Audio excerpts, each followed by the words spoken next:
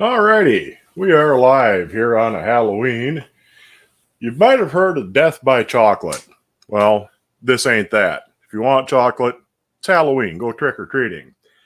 I'm making a recipe that I kind of figured out for myself. I call it death by pig because there is very much pig involved in this.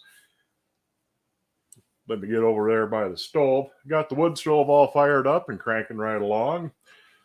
Had it going for the last couple of days. It's been fairly chilly, but not so chilly that I need to start the big wood stove yet. Got all my wood put up for the winter, got the trailer backed up to the porch. All is well on that. It's always a big relief to get that done. It's like making a last loan payment. Finally got that monkey off my back for another year. And then you take a sip of water quick, mosey on over to the stove, and move my mic a little bit. Hopefully everything will work good. Get myself around here without banging my camera too much.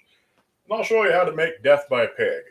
What you want is, depending on how big your pan is, 2 or 3 pounds of boneless pork chops. Trim all the fat off of these because you're going to be getting fat and oil and grease from everything else you do.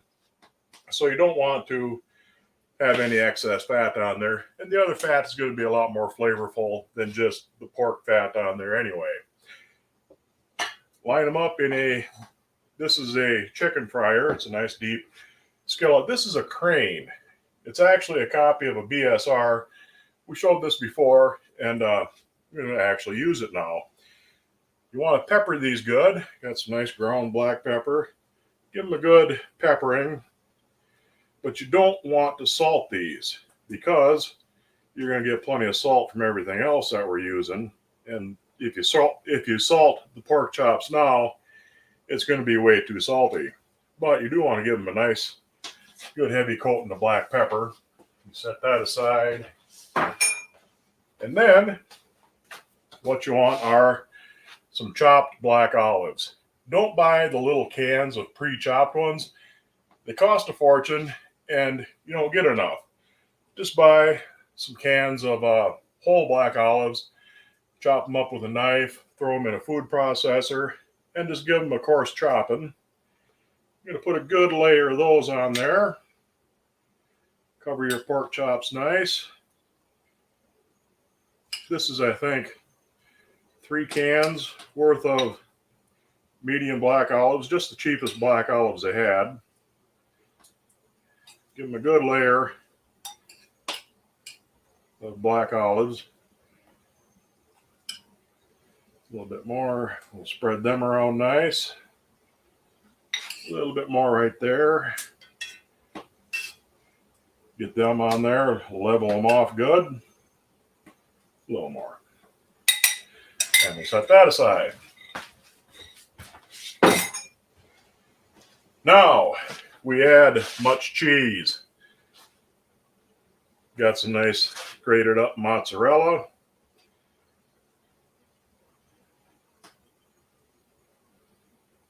Whoops. Throw some on the floor. Throw some more on the floor while I'm at it. Give her a good layer of cheese. Cover everything else up.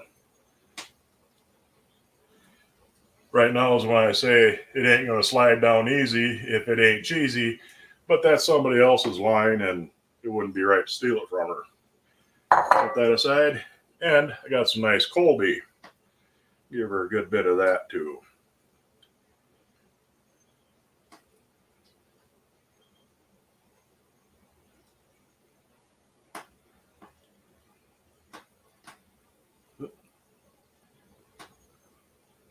And if you ain't getting it on the floor, you ain't trying hard enough. Jesus, don't need that much on the floor though. Get these guys out of the way.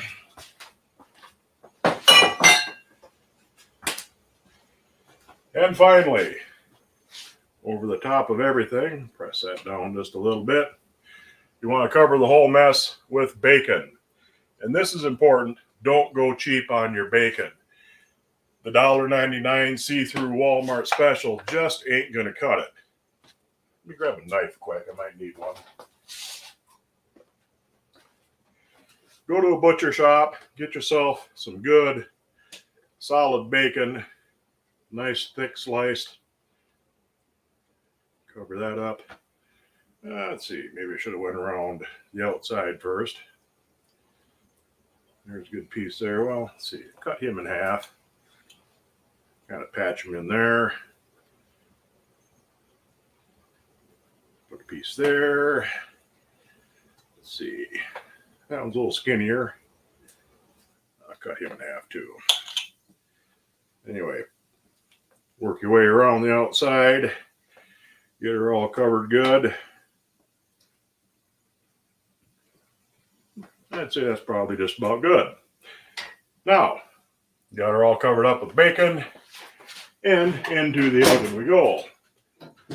This is running about 375. I'm going to leave it uncovered now. So I want my bacon to get crispy. Not quite sure how it's going to work in the wood stove. It's the first time I've done it in the wood stove. And we'll let that go for probably about 25 minutes. I'll check on it after 10 or 15 just to see how we're going. But that is all there is to that. Like I said, it's a pretty simple recipe. Let me get this light here turned off.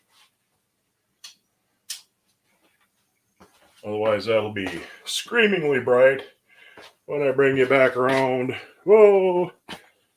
Move my mic. There you go. Get him out of the way. Get this over here. I had this all set up beforehand, and I thought I knew how everything was going to work, but yeah, that ain't too bad. Let's see here. There we are. Oh, and I'll set my timer for, I'll check her after 12 minutes. It'll probably take about a half hour altogether. Not exactly sure how long it takes in the wood stove.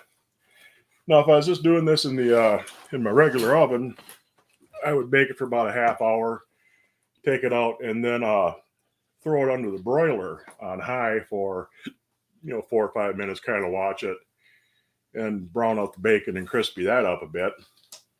But that's all there is to it. This is a really good recipe. I mean, I really like it. It kind of started off with stuffed pork chops that we make. Slice them open, butterfly them open, pack them full of cheese and olives, and then wrap them with bacon. That's kind of a pain. So I figured, well, we'll just do it simple, eliminate that step of it, and just layer it all up in a pan. And I come up with Death by Pig. So anyhow, let me see. Yeah, check see what my oven is on quick. Just double check, make sure everything's going well. Yeah, it's just cooling off a little bit high.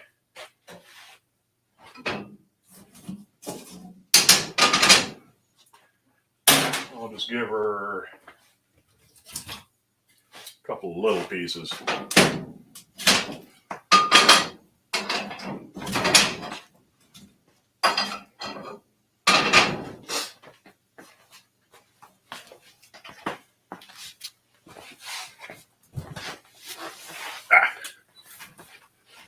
Try not to run into my tripod for the camera. Get the arm there in the way a little bit, but that's okay. Now, everything's all settled up. I picked up a hammered lid. It's unmarked, has the hang down dots like a lodge, but it's in 4 different sections.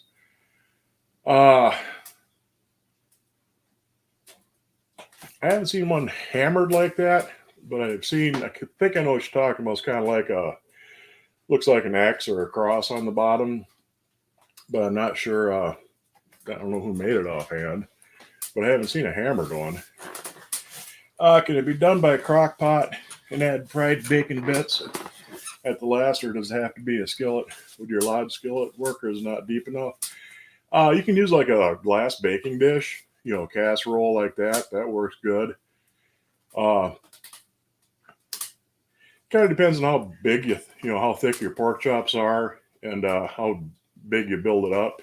You're better off with something a little deeper than most skillets.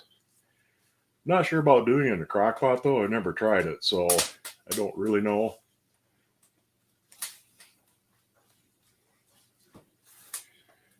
Imagine fixing a dinner on a wood cook stove and having 6 or 7 children under 9 screaming at you.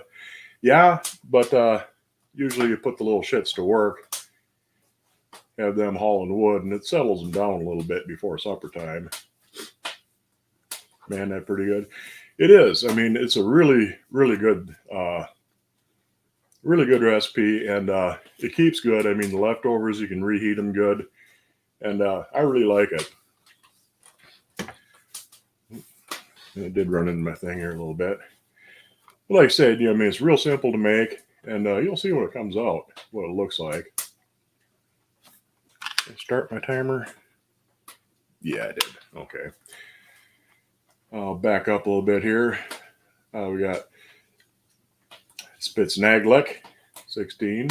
Nice to see you. Billy Lee, Randy Maple, Yammy Jackie, Cynthia, Dan, Rick Green, Pat Z. I won't go all the way back on these, but I think I'll get just about everybody. Finishing up your Halloween night. I'm way out here in the woods, so we don't get trick-or-treaters, so that's never a problem, but looks really good, but the cheese wouldn't agree with you so well. Well, I don't know what to tell you. The cheese is kind of an important part of it. But even just with the black olives and bacon, I think it'd probably be fairly good anyway. A big white smear or something on my shirt. It'd be pretty good that way too, but if you can find something other than cheese that does agree with you, you could give it a try. Bacon, you bet. And like I say, don't go cheap with the bacon. I mean, you want some nice, heavy-duty, thick bacon. I get this from a local butcher. It's a guy we've been doing business with for years. Back when we raised critters, raised pigs and sheep, and usually raised a steer or two now and then. He'd come out and do our butchering for us, and he's got a shop there in town. So I've been dealing with him for years and years. Makes really good bacon. Makes fantastic hot dogs. Chris Salverson, nice to see you.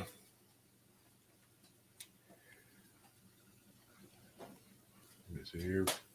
Pretty pan. Yeah, it is a pretty cool pan. And, you guys figured it out for me who made it. It's pretty much a copy of a BSR. You can see that green skillet sitting there. That's a BSR Century Series chicken fryer. It's a green enameled one. But that's a BSR. It used to be my mother-in-law's. And I saw that brown one, and I assumed it was a BSR because it looks just like one. But turns out that was made by Crane Manufacturing in St. Louis, I think. And it's, like I said, it's a copy of, it's a pretty much identical copy of BSR. There's an R on the bottom side of that lid. And it had, real that kind of orange fading into brown. It's a real 60s, 70s kind of color scheme. And that is when they made them, the late 60s, early 70s, somewhere in the way. But anyhow, I'll go back here and catch up to the comments again, see where we're at now. You got a number 9 Griswold trivet for $30. That's a pretty good price for, especially a marked one. You can find unmarked cast iron trivets around fairly cheap sometimes, but trivets are kind of scarce. And if a Dutch oven has an original trivet in it, it usually adds pretty good to the price.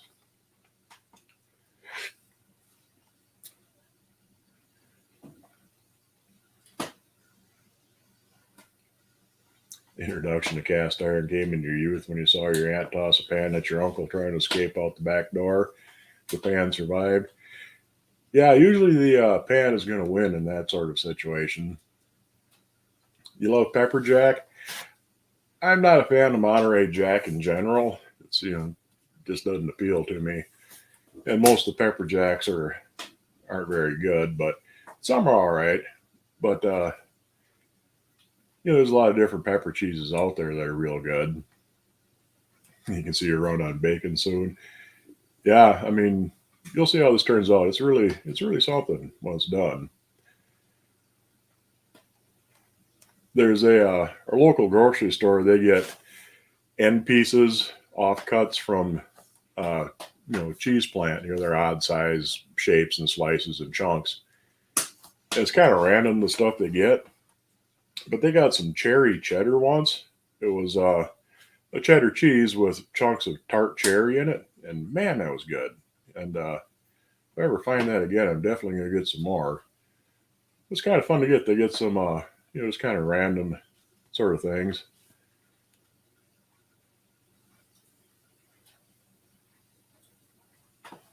Anyway, you forgot that your Wagner is a number 9 and your Griswold's a number 10. Griswold's getting a number 9 trivet in it.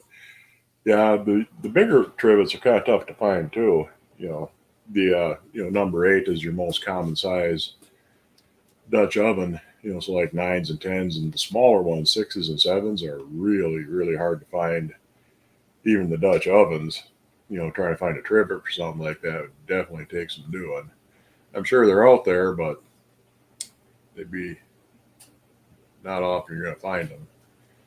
You love my stove? Thank you. I mean, it's not a really top of the line fancy stove, but it works good. Everything is sound on it, and I use it quite a bit over the winter. YouTube notifications are getting better. Usually miss the live show. Yeah, they're terrible for that. They'll tell you a show is starting 15 minutes after it started.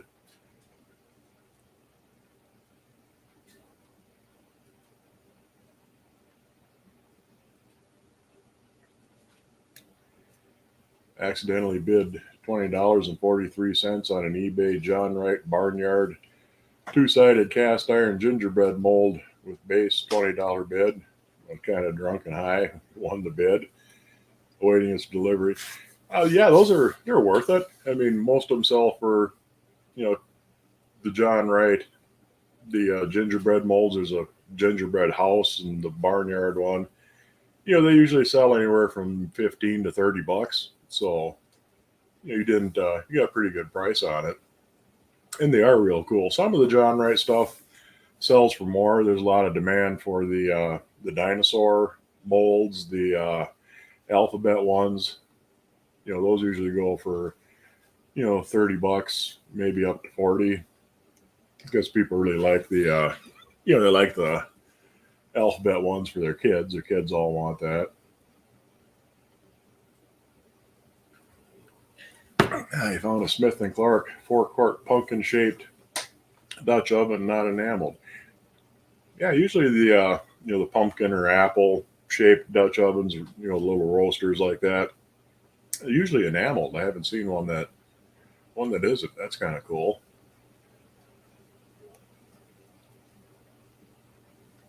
Billy Lee's got her electrolysis tank going set up. Going to fire it up tomorrow. Having trouble with YouTube and your ad blocker? Yeah, YouTube decided they're going to try and kill ad blockers on their service.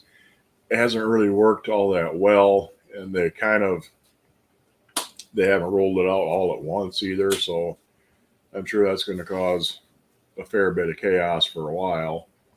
They've been doing it, I guess, for like the last 3 months. They've been messing around with that, trying to get it going.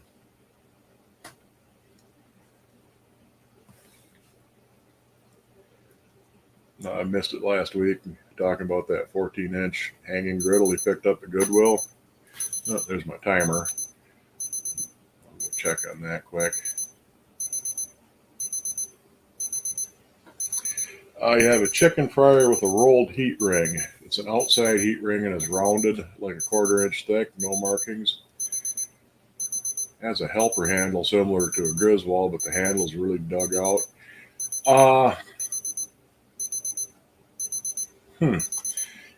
Could be a favorite.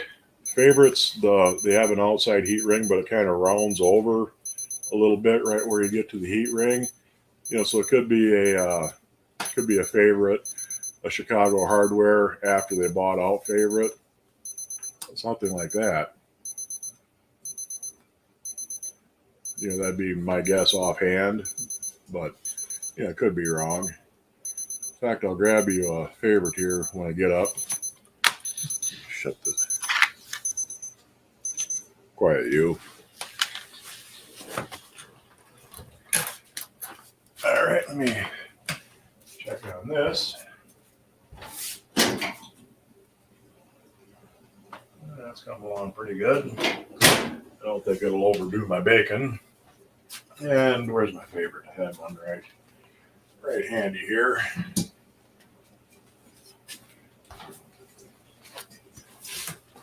Butcher block table looks nice. It's all cleaned off. Yeah, I want to put some, make kind of a frame around the base of the legs and put it on casters so I can move it around easier. And it needs a couple of more blocks or bolts through it just to tighten her up a bit. But it's not too bad. I haven't really had time to mess around with it. But anyhow, the heat ring on a favorite, you can see it's a handle's kind of in the way on the camera. See, it's an outside heat ring that's fairly wide, but the edge kind of, instead of coming right straight down to a sharp angle, it kind of rolls over a little bit. And I can get close enough. You can see it's a little bit rounded looking. So it might be a favorite that you've got.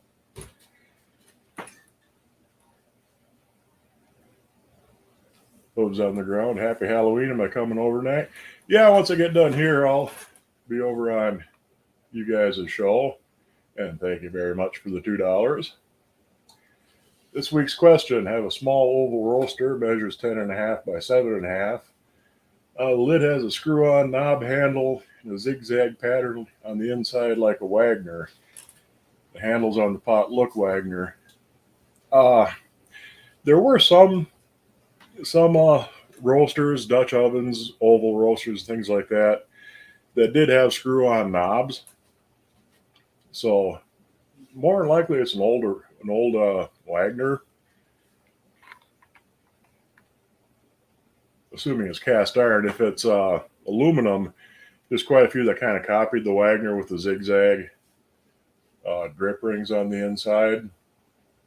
More than likely it's probably a Wagner. I'd have to double check, but I'm sure that Wagner did have some that had a separate screw-on knob.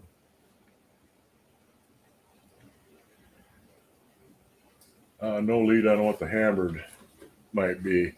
Yeah, I've seen them with that, with drip tips like like a Lodge, the pointy little nubs. But it was a cross pattern, and it wasn't hammered, and I don't know who made it. So I'm not a lot of help with that. Unmarked favorites are fairly common. I have one that has very fate and ghost mark with a favorite logo. Yeah, they are out there. Like I said, favorites, they generally kind of, they kind of round over a little bit on the bottom before you get to the heat ring, and then they got the heat ring. So my guess is probably a favorite that you got.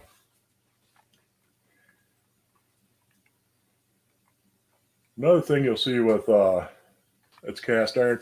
Yeah, I'd be willing to bet it is a Wagner. I got to restart my timer here. There we go. Give her another 12 minutes and check on it. Looking pretty good so far. I got a Southern Mystery 12-inch with initials on Sunday. Cool. Yeah, the Mystery skillets, they're quite a few different variations. Some of them do have markings. Most of them aren't marked at all. They don't have anything, but some of them have initials. Some of them have a little logos, little kind of maker's marks on them. As far as anybody really knows, there are quite a few different people that made them. It might have been local blacksmiths making copies of a popular style at the time. But it seems like there were definitely more than one company or person that was responsible for making them. And thank you very much for the other $2. Not all your favorites have that style of heat ring. Some of your earlier ones look more like an early Wagner or Erie. Yeah, but usually the Smiley ones, they've got that rounded over look to them. I forgot to ask the temp of the stove. Uh, right now, that's about 350, 375. So if you're going to make it in a regular oven, 350, 375 for 20 minutes, half hour, probably closer to a half hour. And then once it's kind of cooked through, it looks like your pork chops are done, then throw it under the broiler and just keep an eye on it. It's usually about 5 minutes on high under the broiler. You just want to brown up the bacon and crispify it a little bit.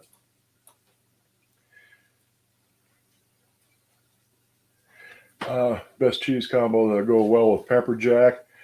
Uh, with pepper jack, you probably want something like a Colby or a cheddar. That would go good with it. Thinking Valrath on the pan. Yeah, it could be. Side of my nose itches. I hate that. Hammered lid is a number 7. Yeah, like I said, I've seen it, but I don't know what it is. I've seen a smooth one.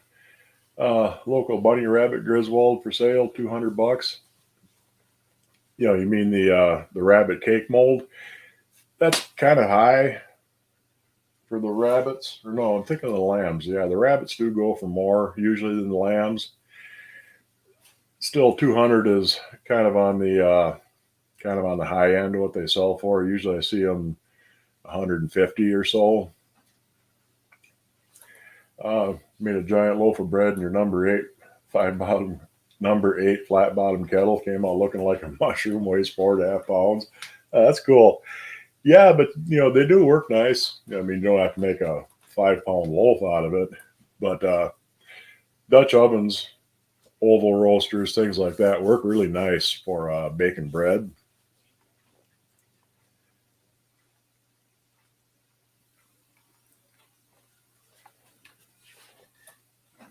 But yeah, something that much, yeah, I'd definitely spring up over the top, and you end up with a giant bread mushroom.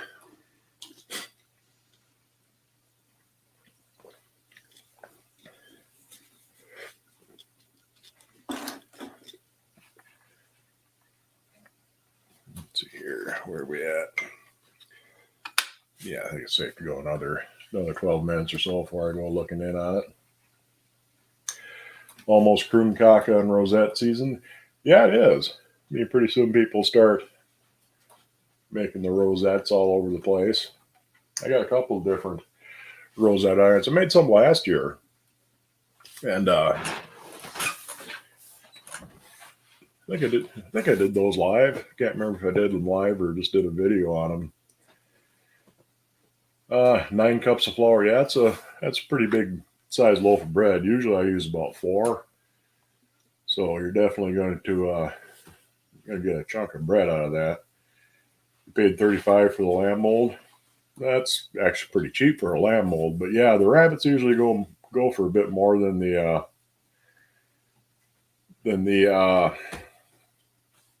rabbits go for more than the lambs.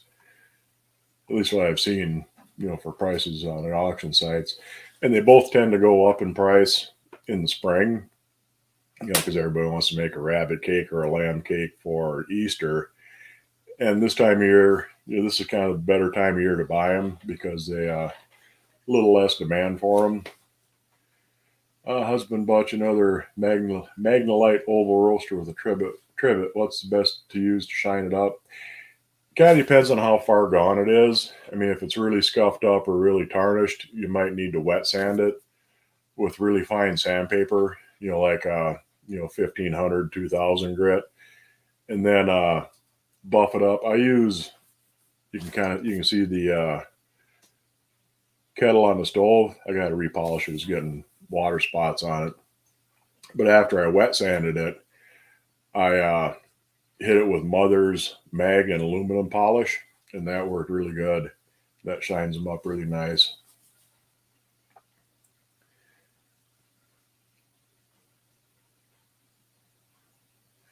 Found a number 8 national that has a star marking on it. Does a star mean anything? Not really, but they did put There's some that have the star on. I think some of the Wagners had stars on them too. They're mostly like the early 19 teens, from about 1910 up until 15 is when they usually say those are made. Yeah, I don't know why they put the star on there, but they did for a while. But as far as I know, there's no special meaning to it.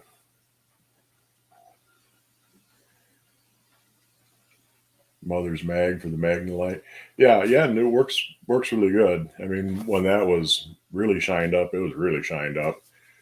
Like I said, it's gotten water spots on it from being used for the last year. Not bad, just needs to shine better. Yeah, then you could probably skip sanding it and just hit it with that mag polish.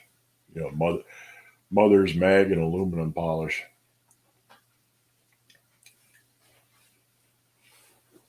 That made his mag shine like new money. Yeah, well, it's full of water and hot right now, so I won't drag it over here. But when I get the camera back over there, I'll give you a little close up on that. I got a couple more aluminum tea kettles that I gotta, they're pretty rough. I mean, they'll need to be sanded first before you can try and polish them. I mean, if they're, really scuffed up, really tarnished, you might need to wet sand them a little bit. But if it's not too far gone, just needs a good shining up, that aluminum polish really works nice on them. Let's see here. 4 minutes. We'll let her go for another 4 minutes and see what we got. Should be getting pretty close to done by then.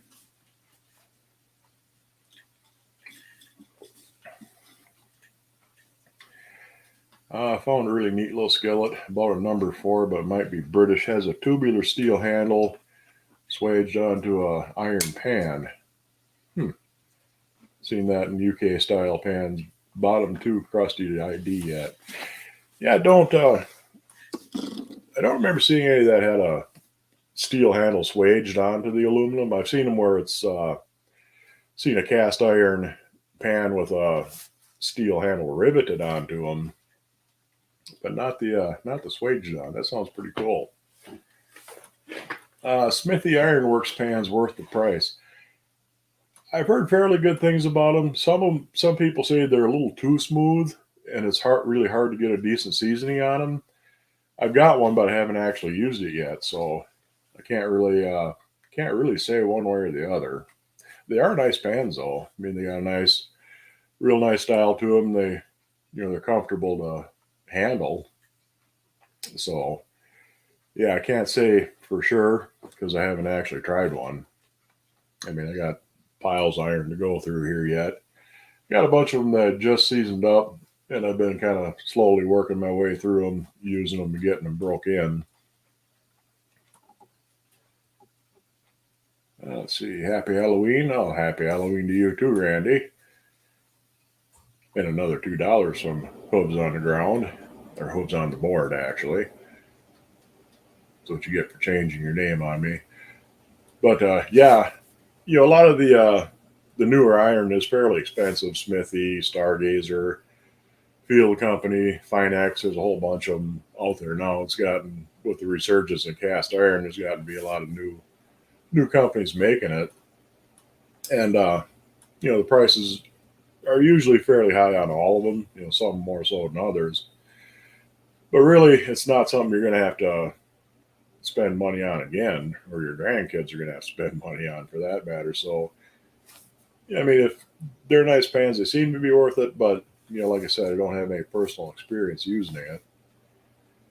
It's a cast iron pan. Some UK made iron saucepans have the same handle, hollow handle, tapered, swagged on the inside.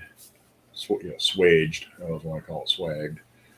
On the inside to a socket cast in the pan. Huh. Yeah, I haven't seen any of them quite like that. Like I said, I've seen some cast irons with a riveted on handle.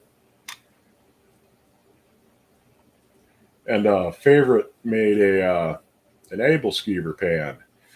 It's not marked, but you can tell it's Favorite because the handle and the pan were cast in 2 separate pieces, and then the handle was riveted on. But that's a cast iron cast iron handle and a cast iron pan.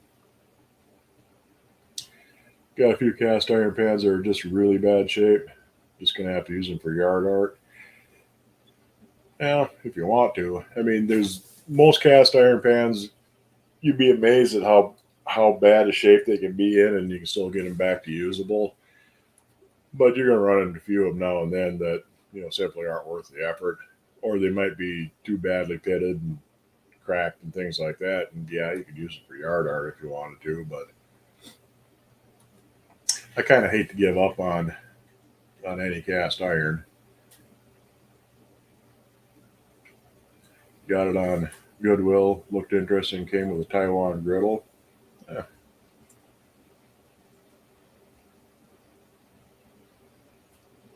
I also found a Bunt brand fluted tube pan, Northland Aluminum Products, Minneapolis. Time to check on that again. And this timer will beep forever if you don't shut it off. I got 2 timers. My other one will beep for about 15, 20 seconds and then quit. All right, let's see how we're doing over here.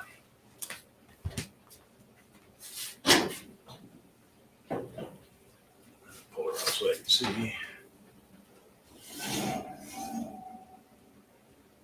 Oh yeah, it's looking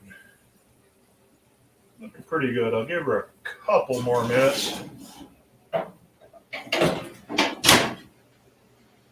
Check the fire.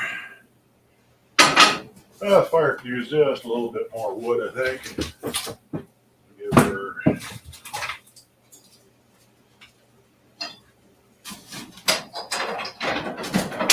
a medium and a couple of small ones.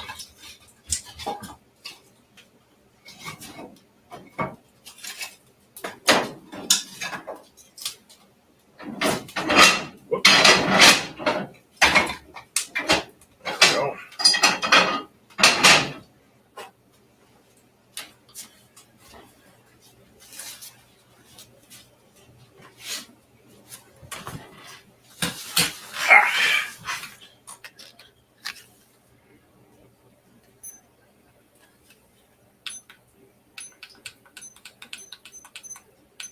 I'll let that go for about 8 or 9 more minutes, and that should be a great plenty. But it's browning up good. The cheese is melting. It's getting bubbly, so it should be done pretty quick. Might not let it go quite even that long. New Nordic Ware Bunt cake with cover, $28 at Sam Club. Good deal. That sounds about right for what they're going for a new one.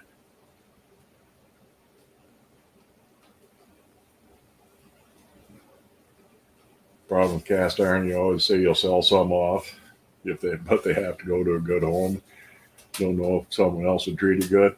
Yeah, I'm selling off a bunch. I rented a little spot from an antique shop around here and got it all set up last week. I'll have to go up this coming weekend and check and see if anything's sold and restock if I need to.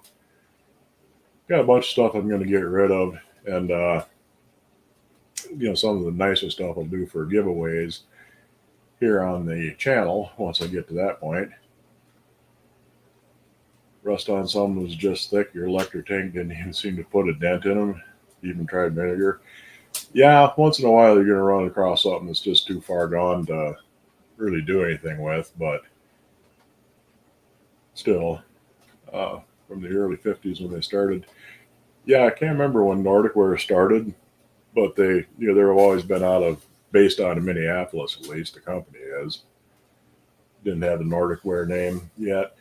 It's like with All American Canners, I think they started off as Wisconsin Aluminum Foundry, but they're still there in I think Manitowoc, Wisconsin.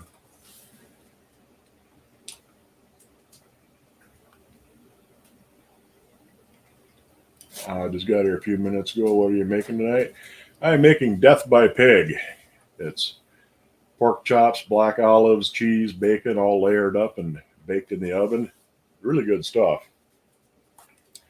And it should be done here in just a few minutes. said, I'll probably let her go another 5 from now. Take that out, let her sit for a little while, and dig some out.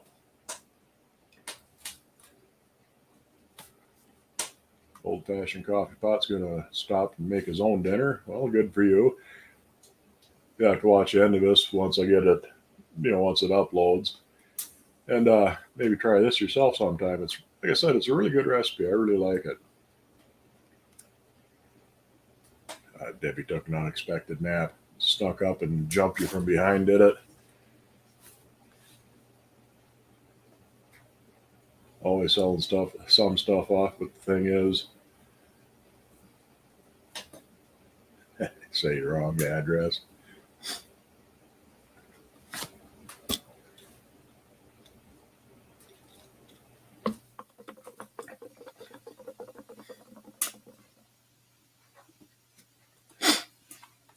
Let's see. Say hi to hubby, okay.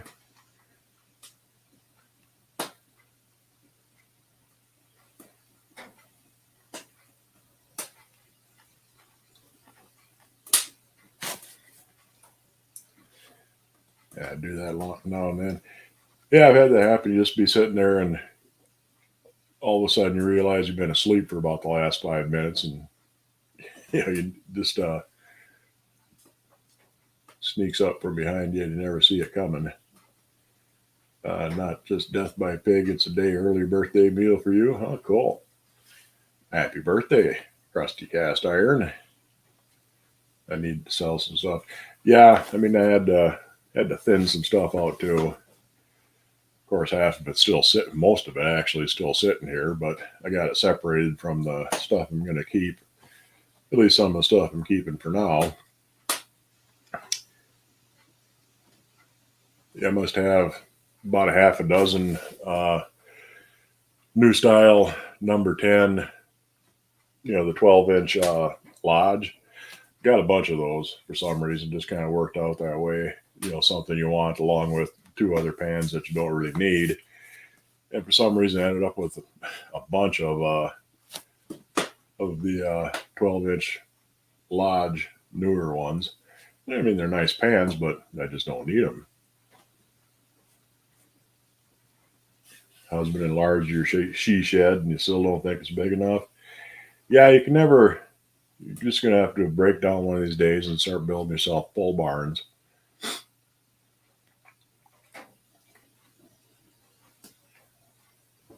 Is that oak that I'm burning? Mostly. It's mostly oak, and there's some maple in there. A couple other odds and ends of other wood that I'm not quite sure exactly. I got it from my neighbor. He moved out. He had he's working a fair ways away, so it was finding just too much of a pain for him to haul himself back and forth to work every day. So sold his place and sold me his wood pile. Saved me a lot of work. I just had to load it up instead of cutting and splitting everything. What's the big aluminum roaster on the floor? Let's see. Can't quite see the round one there. That one is, what is that? I have to double check and see what that is. That's one I got for next to nothing that I was just kind of experimenting on, figuring out the best ways to clean up aluminum. I'll take a look here next time I get up, which will be, pretty much now. There we go. Stop that. Yeah, I'll have to pick that up and take a look and see what it is. Get myself stood up here and move the camera back on over. Whoops. Move the camera back on over, for a bit. So you can see that coming out of the oven.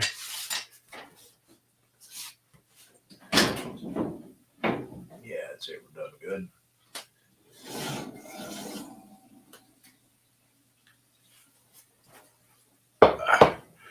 Much bubbly and greasy. We'll leave her set for about 10 minutes. There's a little bit too much extra grease. You can just spoon that off. We'll let that sit and cool down and solidify for about 10 minutes. But that looks really good. Browned up the bacon pretty decent. Didn't have to cover it, so that worked out real nice. But like I say, we'll let her sit for a little while and come together. And, well, here, as long as I'm right here, I'll grab that roaster. Let's see, what is this?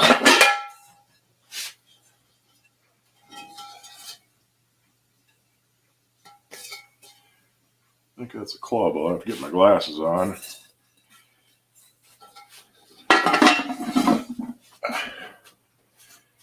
Come on back over here again.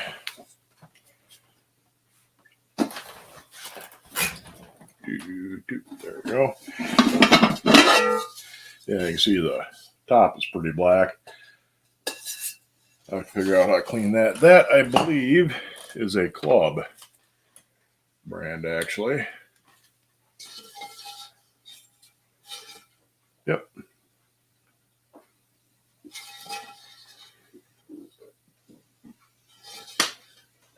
You can quite see it. But anyway, that's a club one. It's got kind of that, kind of a stipply, not, you know, it's hammered kind of, but it's more of a rough, bumpily, kind of stippled texture to it. It's a nice little roaster if I ever get around to finishing up, cleaning it up. But it never did have, whoops, it never did have a knob on it. That got broken off somewhere along the line, but that's not too big of a deal. You can see the grip rings on that. Anyway, back up a little bit here. That big August complex fire he had there left a lot of nice wood. That's good. Let's see, where were we?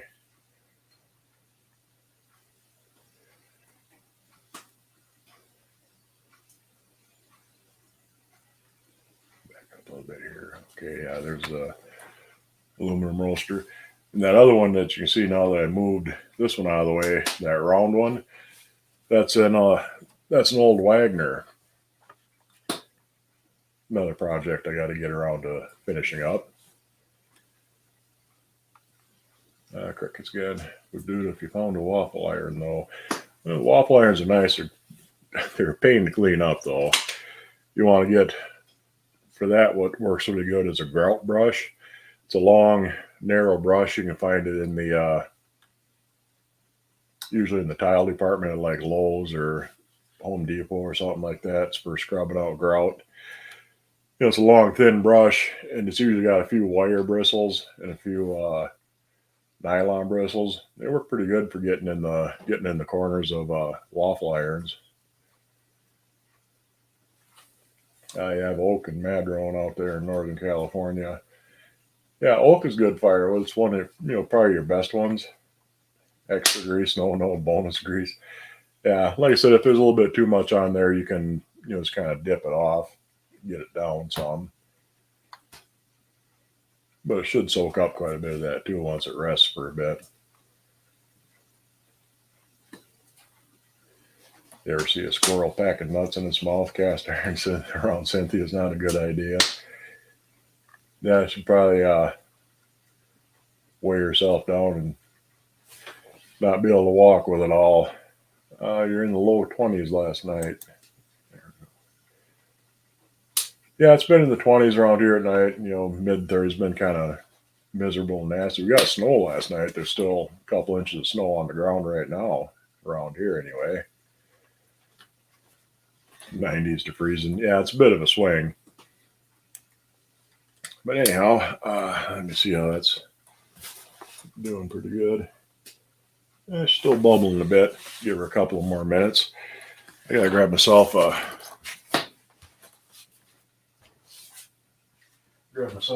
knife and a spatula.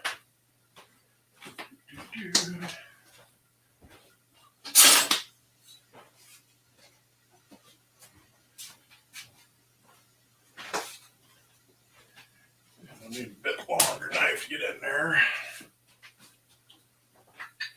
Should have been thinking to sharpen that knife up beforehand. That handy dandy wok shovel. That ought to work good, seeing how that pan is kind of curved.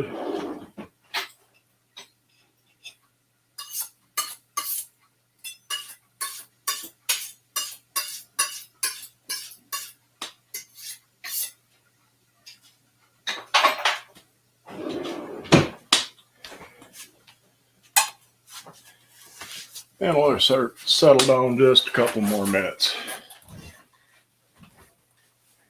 It was so hot this summer, couldn't even breathe like an oven. And it's this early. Yeah, it's kind of funny how the temperatures will swing in the fall and in the spring. Sometimes it can be just nuts around here. I mean, it'll be barely above freezing one day and 85 the next. 81 in Miami. Well, you could have it in Miami.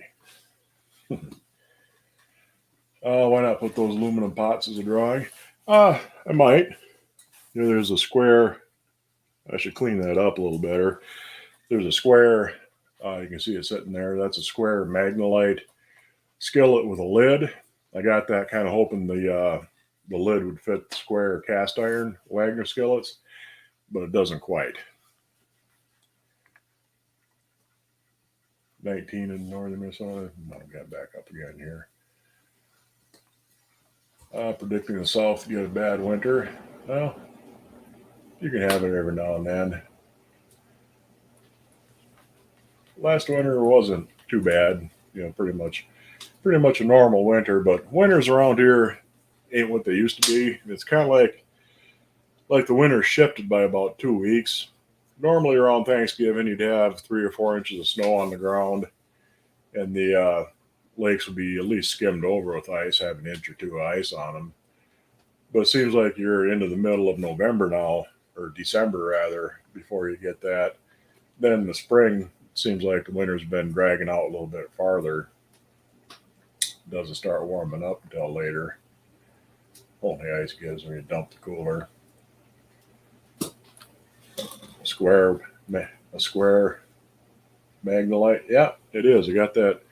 Only paid a couple of bucks for it at a secondhand shop. I think I got it at Goodwill. Yeah, I was hoping the lid would fit the cast iron square Wagnerware ones, and it doesn't. It's a little bit bigger, a little bit smaller. I forget which, but it just doesn't work right. Looked all summer for a wood burner, but you never saw one. Well, they are out there. If you're looking for a stove that you can actually use, you got to keep an eye on it. A lot of antique shops have them, but they're just not usable for stoves anymore. I mean, they make a nice cupboard, and they're neat as hell to have in sitting in your kitchen. You use them for storage, use them for cupboards, things like that. But they just the firebox is burnt out, or they're a lot of holes in the flue, things like that. Stover waffle maker. Who was Stover? Trying to remember my Stover lore. I think they were more of a name that they farmed somebody else out to make the actual to actually make their waffle irons. They're kind of like Alfred Andresen. Hey, 6 drops. Good to see you.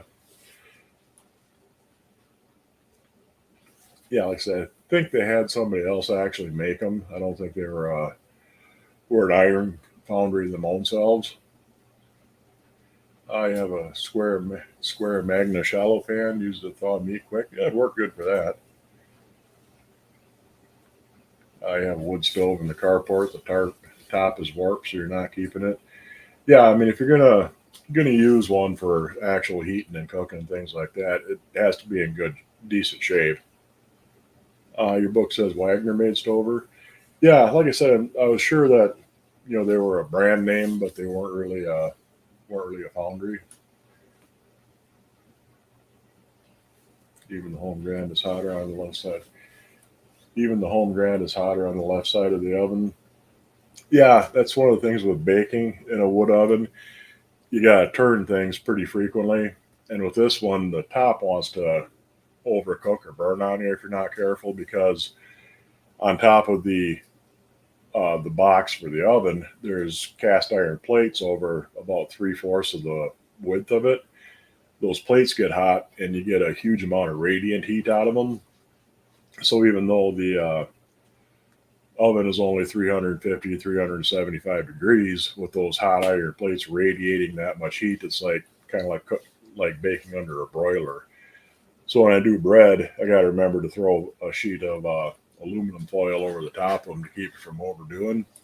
But that should be ready to cut a piece out. And I didn't grab myself a fork, so we'll come on over here.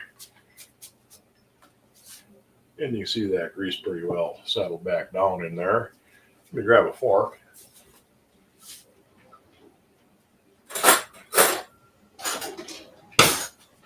And we will cut some. Let's see here.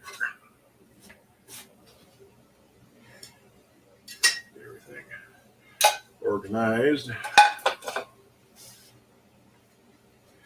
Let me see. How do I want to cut this? I will cut it here. You gotta be sure to cut all the way through your pork chops on the bottom.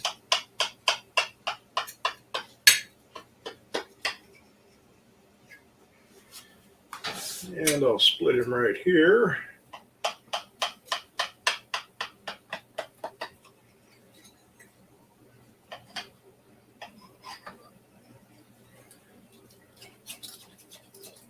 Around the side. And now to see if that'll actually come out.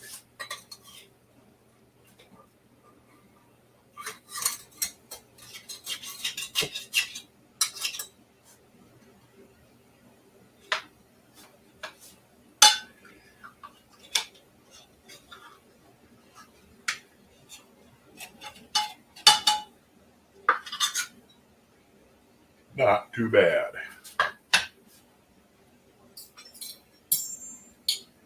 And there you can see you got your layer of cheese, you got your layer of black olives, you got your knife and fork, you got your pork chops on the bottom, your bacon on the top. And surprisingly, I didn't mutilate that first one too bad. Usually you really end up mangling the first piece of anything you're trying to dig out of the pan. Get that down here.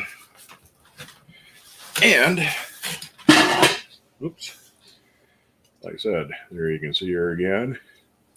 Really good stuff. Get a little bit of bacon here.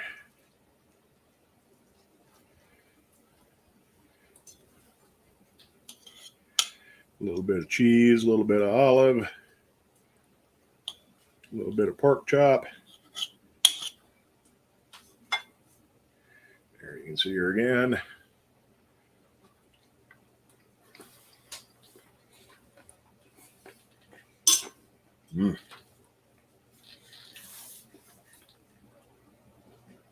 That is really good. I mean, you really got to try this. I mean, it looked like there's a lot of grease on top there, but a lot of that settles down. And a lot of it's juice from the black olives. You can see some of the juice on the plate. It looks a little greasier than it really is, but it is, itchy nose. It is really good. You know, just, like I said, I kind of modified that from stuffed pork chops. You know, figured making like this would be a lot easier, a lot messing around. Yeah, the pork chops are kind of bouncing on the edge here. The pork chops.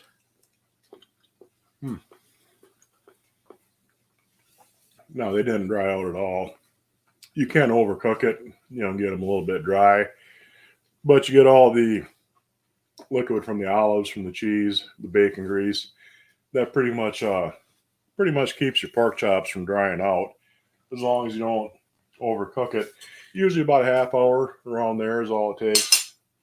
And like I said, you know, brown it up under the broiler just to brown up your bacon and crispify it. But I didn't have to do that with this because, you know, just the way that wood oven works.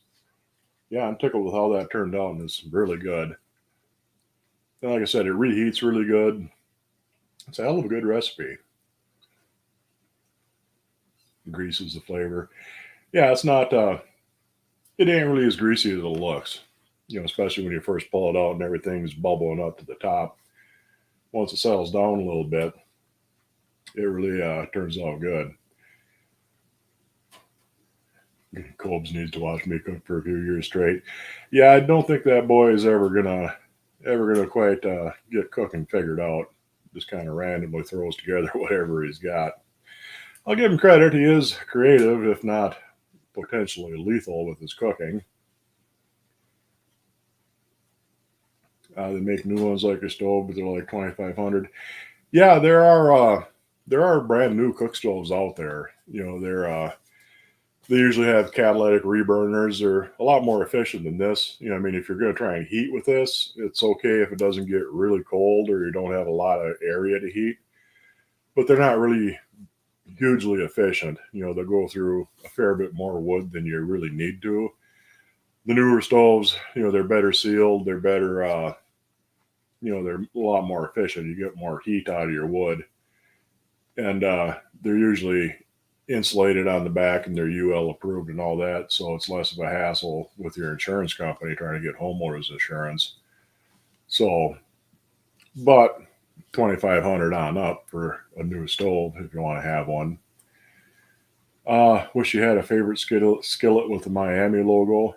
They're out there. I mean, the prices ain't too bad on them. Usually, I see them, 50 to usually around 60, $70. They're not super rare, not super in demand, so you can find them. Looks delicious. Yeah, it is. It's really good. If you want to make that yourself, like I said, it's real easy. It's just pork chops, olives, cheese, and bacon. Pile them up, and away you go. Have the 1970 model Elmira wood cook stoves, really good shape. Yeah, I already read that, but they're like $1,200. Next time you make it, you can put some stovetop stuffing instead of olives. That probably work too. I like the olives though, because I like black olives in general, but it really goes good with the cheese and the pork chops. Looks good to you. Let's see here. That's how you make stuffed pork chops. Yeah, like I say, and that's where I got the idea from, because it's less monkeying around than splitting your pork chops open, stuffing them, wrapping them in bacon. I saw an adorable dragon-shaped stovetop humidifier for 130 on Amazon. Yeah, I've seen them. Eventually, I'll get something like that.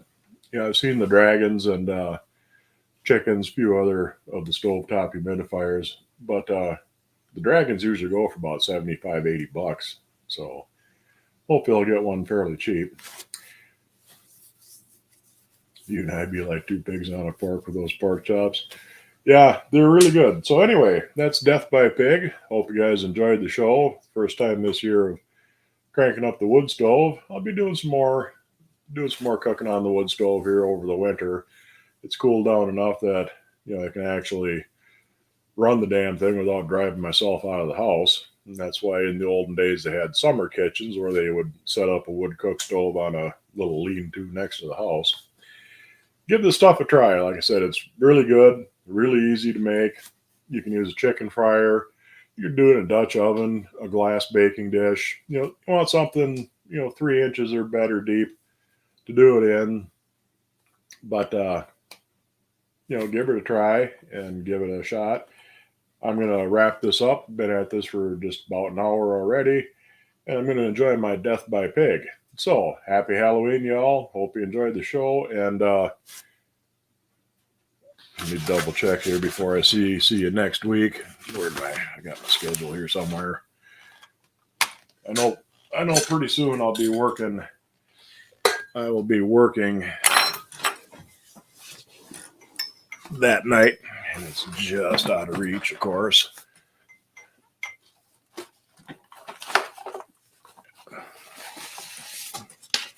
That's not my schedule. Oh, for Christ's sake, I know it's here. Too much junk too close at hand. Huh. Anyway, I don't know where it went. I usually keep my schedule right here close at hand so I can tell if I'm going to be working. It's going to drive me nuts until I find it now. Anyway, hopefully next week I'll have to double check and I'll put something out there once I know for sure. No, yeah, it will be next week. I'll see you guys next week. I think it's the week afterwards that I'll have to skip a show. But next week for sure. And we will see you guys next time around.